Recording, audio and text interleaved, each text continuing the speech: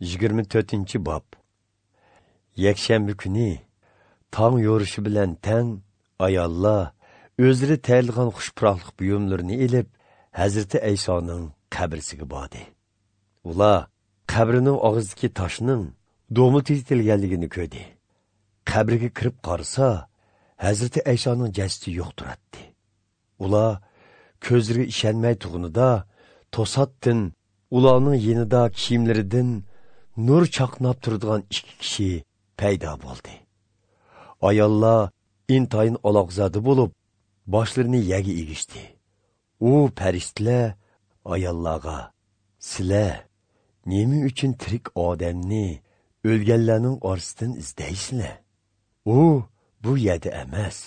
U tirildi.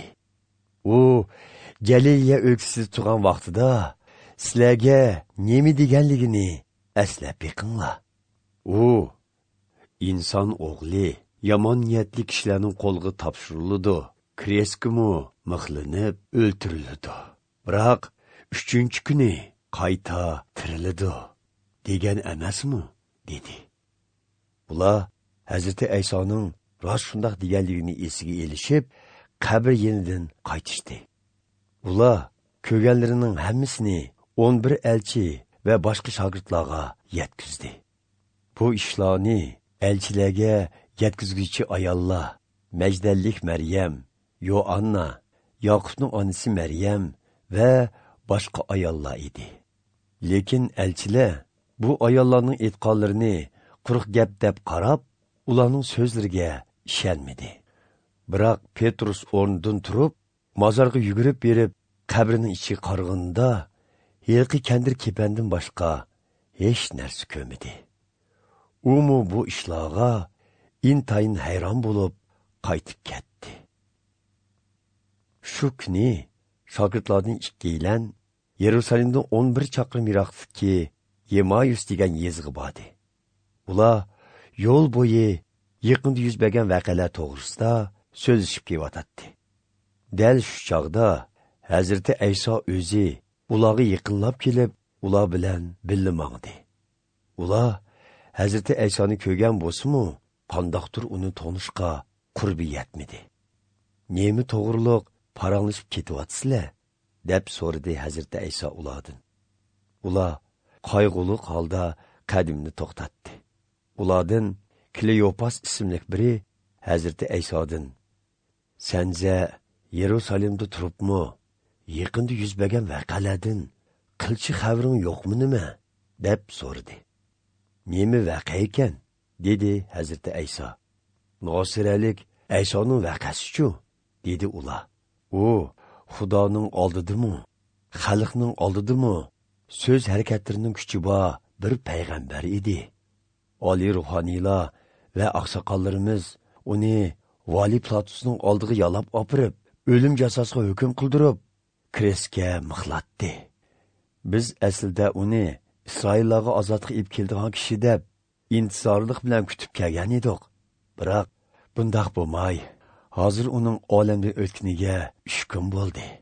Lekin qiziq yeri shuki, bugun atiganda oramizdagi bir necha ayol bizni aloqzod qilib, bizga mundoq bir xabarni yetkazdi. Ular saharda qabrga berib qarasa, Hazrati Aysoning jasadi ko'rinmabdi. Farishtalar ularga ko'rinib, Hazrati Aysoning qayta tirilganligini aytibdi. Buning bilan bizdan bir nechaylan qabrga berib, ahvolning ayollarning aytgandek ekanligini, Hazrati Aysoning jasadining darvaqa yo'qtiganligini ko'rib keldi. Hazrati Ayso ularga mundoq dedi: "Ey nodonlar, payg'ambarlarning aytgan so'zlariga nemoncha tasdi ishinsizlar. Qutquzg'uchi Masih Xudoning shon sharpiga erishishdan burun mana shu jabr jafolarni beshdan kechirishi kerak emasmidi?" Ondan u muqaddas yozimlarda Musa va boshqa barliq payg'ambarlarning o'zi haqida oldin yozilganlarini ularga so'zlab tushundirdi. Ular bordigan yesiga yaqinlashganda Hazrati Ayso safirini yana davomlashtiradigan deb turadi. Ular uni tutib elib kun o'ltirdi. heli qarang'i tushdi. Biz bilan birga qo'nib keling, deb o'tindi. Hazreti İsa ular bilan qo'nmoqchi bo'lib uyga kirdi. Ular tamoqqa o'tirganda Hazreti İsa nonni qo'liga ilib, Xudoga shukr etdi. Ondan nonni o'shtib, ularga sundi. Shu chaqda ularning ko'zlari ochilgandek bo'lib, Hazreti İsa'ni tanidi. Lekin u ushtum-tut g'oyib bo'ldi. Ular bir-biriga, u yo'lda biz bilan paranglashib, muqaddas yozimlarni tushundirganda, qalbimiz go'yo o'tdek yonmadimi, deyishdi. Ular darhol yo'lga chiqib, Yerusalimga qaytib keldi. U yerda boshqa elchilar va shogirdlarning bir yerga yig'ilib, Rabbimiz rostdan tirilibdi, u Simonga ko'rinibdi, deyishayotganligini angladi. Shuning bilan u ikkilanmi yo'lda yuz bergan ishlarni va Hazreti İsa nonni o'shtiyotganda o'zlarining uni qandoq tunib qolganligini ko'pchilikka so'zlab berdi. Shogirdlar bu voqea ustida so'rashayotganda to'satdan Hazreti İsa o'zi ularning orasida paydo bo'lib, "Sizlarga omonlik bo'lsin", dedi. Ular biror ruhni uchratdikmi nima deb olog'zada bo'lishib ketdi. Hazreti İsa ularga, "Nemiga shuncha qo'qishib ketdinglar? Nemidan gumonlansizlar? Qo'lim bilan putimga qarab beqinglar. Bu men. Tutib boqsanglar, bilsizlar. Ruhning go'sh ustixini yo'q.